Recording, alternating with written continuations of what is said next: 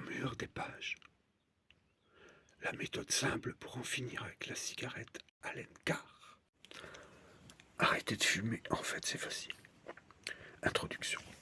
Je vais guérir le monde de cette plaie, la cigarette. J'en parlais alors à ma femme. Elle pensait avec raison que j'étais dingue, car elle m'avait vu faire pratiquement une année sur deux de sérieux efforts, mais vains, pour arrêter de fumer.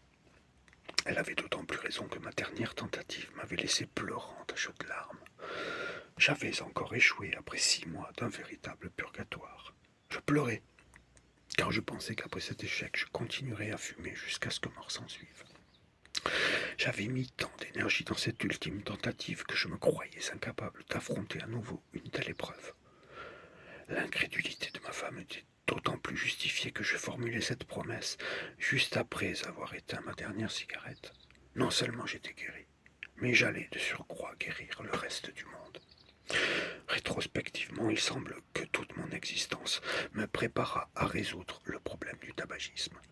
Même les pénibles années passées à apprendre, puis à exercer mon métier d'expert comptable, furent d'une aide inestimable pour mettre à nu les mystères du piège du tabagisme.